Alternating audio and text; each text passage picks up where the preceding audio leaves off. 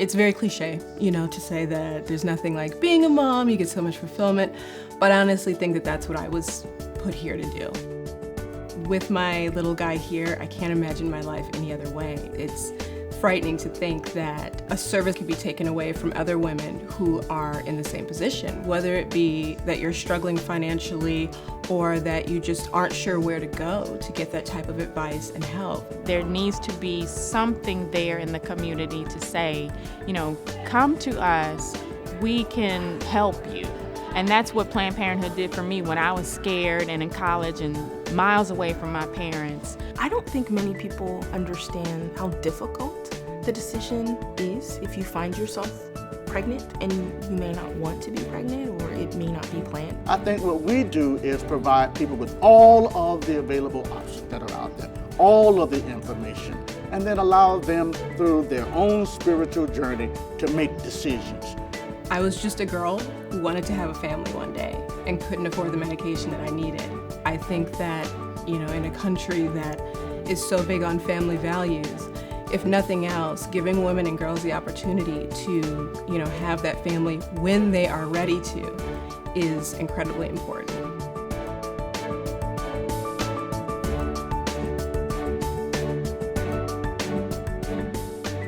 Millions of Americans have stories. So we got on a bus, brought a camera, and let people speak for themselves.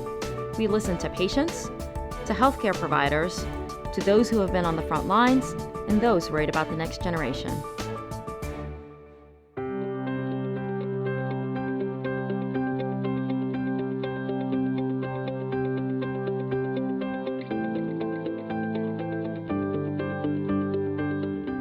I have endometriosis, which is something that frequently causes infertility in women. And I've always known that one of my biggest life goals was to be a mom.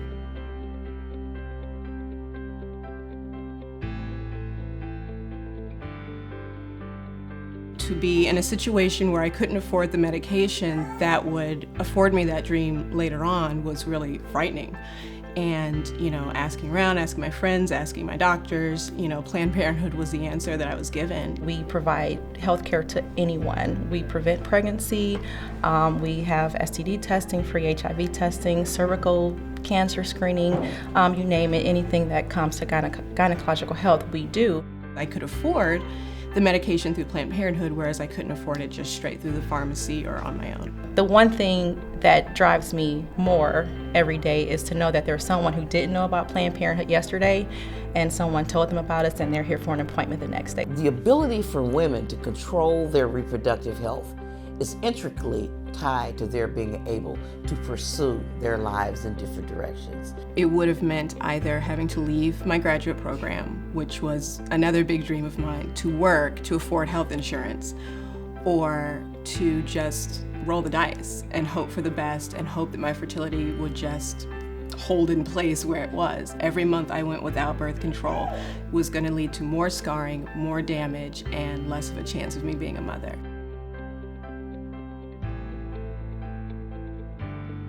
My name is Dedra Eatman. I'm an instructor. The students are here, they're in college and they're away from home, and they have to make decisions.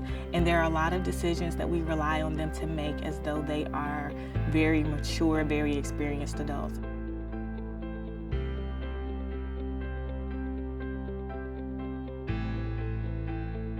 I think it's necessary for people to see all of the different faces of Planned Parenthood.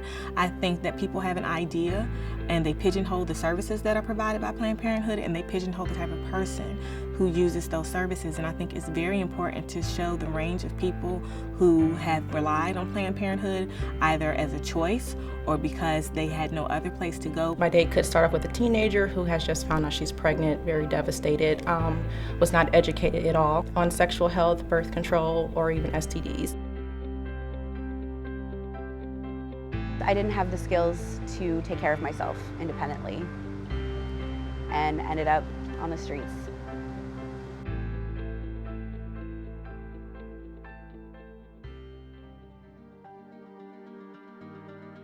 And she goes, well, we just like to tell you that you're pregnant. And I'm like, no. I don't know if I actually out loud said no, but I certainly was thinking no. It was a lot of fear. And I didn't know how my family would take it. I didn't know if I could handle it.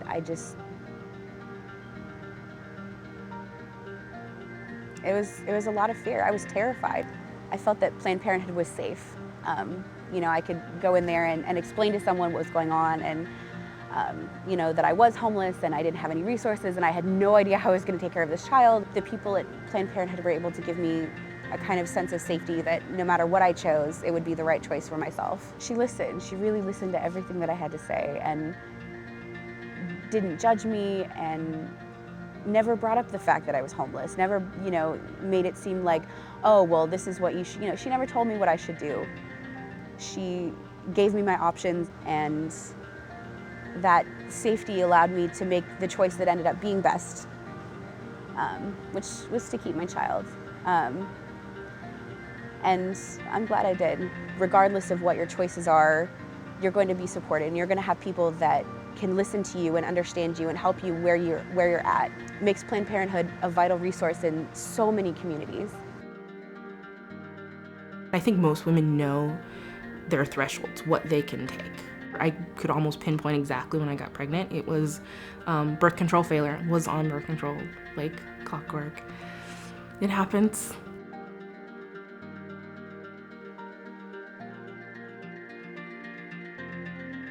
Additional children would have definitely put a strain on my family, my marriage, how I raised my, other children, my older children. I know 3 kids is a good number for me. I only have so much lap space. I only have so much arm space. I only have so much time in the day, and I want to devote as much as I can to my children and my family. If I'd had another kid, it would have been really tough. Didn't have insurance so that I could go to a medical provider. Luckily, we have a Planned Parenthood here. I made an appointment, and they were great. They asked, my situation and what I wanted, and I said, well, this is a really tough decision, and there were some tears, but I actually left the procedure going, okay, this is the best decision for me that I could make for my family and for me. It's tough, but we have to be brave. We have to be bold in our decisions and know what's right for us and our families. When I was about 20 or 21 years old, Planned Parenthood saved my life. When I went to Planned Parenthood, had my pap smear, they discovered precancerous cells on my cervix and discovered that I had HPV. And had I not taken the opportunity to go at that point, HPV is a precancerous condition for cervical cancer. I could have developed cervical cancer. I wouldn't be standing before you today.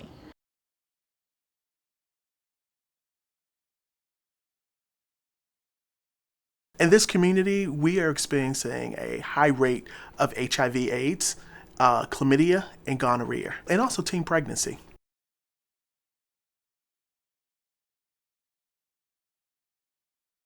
The role of the center and the community would be a place where teens could come for some teen-friendly activities, for some reproductive health education, for some youth development information. The information that we give out at the Ophelia Egypt Program Center is going to help teens throughout their life. What we see from having the center is that youth are going off to college that didn't normally go off to college. Youth are graduating from high school that didn't normally graduate from high school. My brother did bring me here because I can say I was a troubled youth. I used to do a lot of things that I'm not very proud of, but once I got here with Mr. Irwin really brought out the goodness in me. I plan on graduating. I want to go to Tuskegee College. What gets me the greatest amount of joy is when youth come to you with very limited options about what their future is going to be. And a lot of youth from this area, their future is jail. And when you could change that into them graduating from high school, when you could change that from delaying being a parent, when you can change that to finishing college and really coming back and help the community that you're from, that gives you the greatest amount of joy.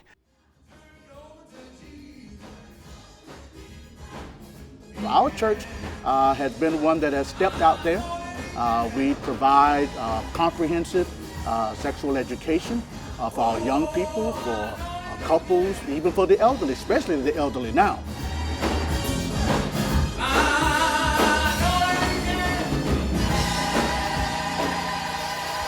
He can. He can. He can. Work it out.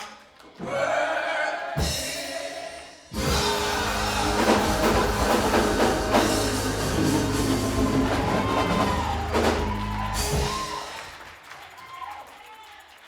Planned Parenthood does a lot of things. They work with women, particularly in making sure they get pre-screenings and cervical examination. They also work with young men and making sure that we get all of our exams and prostates and all of that. And they're all over the country. And you may know that there are forces out there that have been trying to destroy Planned Parenthood.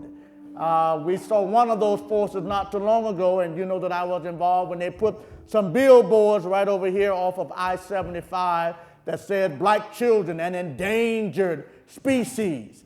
But we are not a species. We are God's children, created in God's image. Georgia was one of the states that was chosen by this religious right-funded group to launch this campaign around abortion that says black children are endangered species because so many black women are having abortion. The moment I saw that, my blood just rushed to my head. Recently, Missouri Right to Life has erected billboards in the black community saying that the worst place for an African American is in the womb. And I am personally offended as a black woman and as a mother that I can't decide what's best for my children, that I can't decide how to raise or make the best decisions for my body. I'm always amazed at how some African Americans even will buy into the right-wing rhetoric. To bring race into this issue is despicable, and it's unconscionable. This is a racist attack on the African American community, and Missouri Right to Life should be ashamed of themselves. There are so many other aspects around a woman even considering abortion. That's a very serious decision to make. And they just need guidance. They just need a listening ear. Some of them want spiritual guidance even. And if we are not providing that, then we're failing them.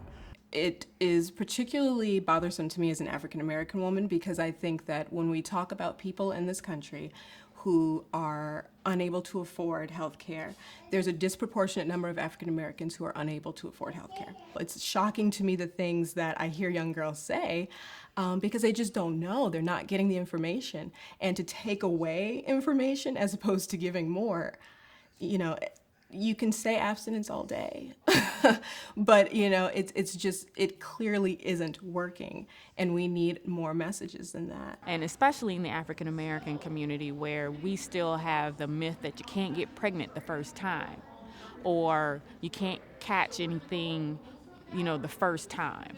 And we have to work really hard to debunk those myths, and Planned Parenthood does that through their outreach, through the Teen Advocates for Sexual Health, which I've worked with before, and educating our community, especially African American community, because there are two things that are taboo in the African American community: sexual health and mental health. And until we start talking about these things frankly and openly and honestly, we'll continue to have that problem. If we're going to deal with teenage pregnancy, then we got to deal with prevention. And prevention means getting these teenagers information.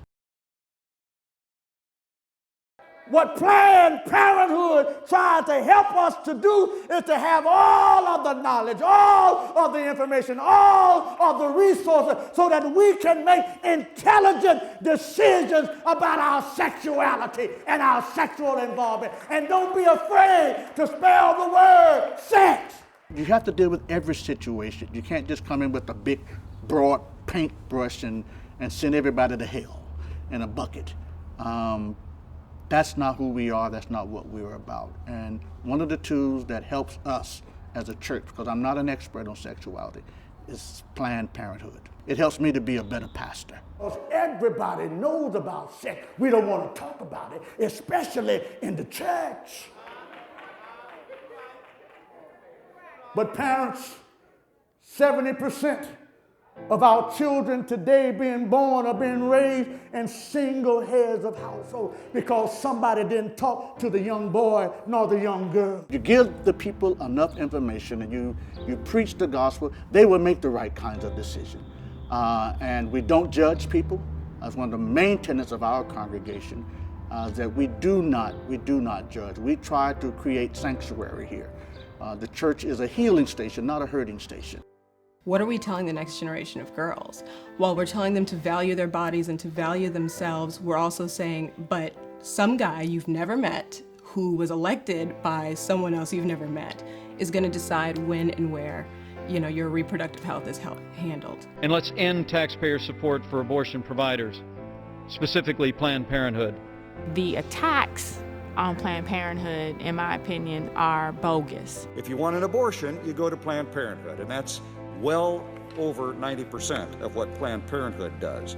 97% of what they do is reproductive health, making sure women have access to health care, to proper health care. Mr. Pence's amendment simply seeks to end U.S. taxpayer complicity with this massive violence against children. I was just filled with rage and anger at the misrepresentations that were being made on the floor about Planned Parenthood. The more we pour money to this organization, the more abortions they're going to try to promote and provide. I knew from my own experience that there were a whole range of services that Planned Parenthood offered other than termination of pregnancies. And even if we were to talk about terminating pregnancies, I resented the hypocrisy of the speakers on the floor.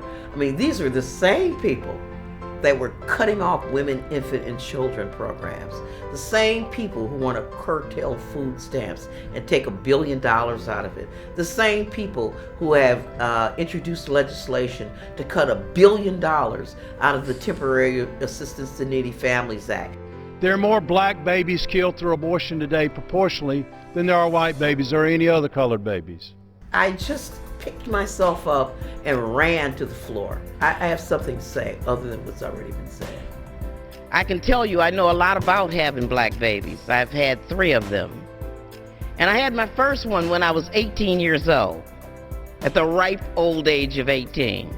And I didn't have a planned floor speech. I didn't know what I would say. I didn't even know if I'd get time. But I think that I just became agitated. And there I was at the mic, telling my story and just reliving the trauma. I just want to tell you a little bit about what it's like to not have Planned Parenthood. You have to add water to the formula to make it stretch. You have to give your kids ramen noodles at the end of the month to fill up their little bellies so that they won't cry. You have to give them mayonnaise sandwiches. They get very few fresh fruits and vegetables because they're expensive. It subjects children to low educational attainment because of the ravages of poverty. You know, one of the biggest problems that school districts have in educating some of these poor black children who are unplanned. When you're able to space your kids, when you're able to have children when you're most healthy, when you're up to the task mentally and physically. And let me tell you what it does to women who cannot plan their parenthood. It derails their ability to complete education and training so that they can get a job. There are a lot of myths and rumors and distorted truths about the role that Planned Parenthood has made in the African American community.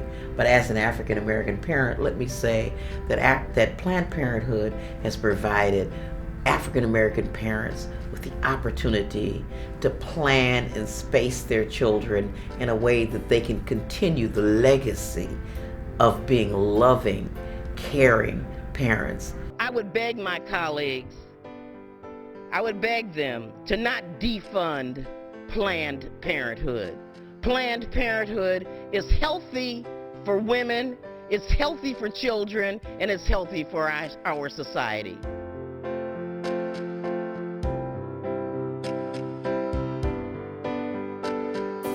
The attacks on Planned Parenthood won't stop, but neither will we. We provide basic health care to 5 million patients every year. These vital services are central to the American dream of providing every child the opportunity to achieve their potential. That's why we won't ever stop fighting back.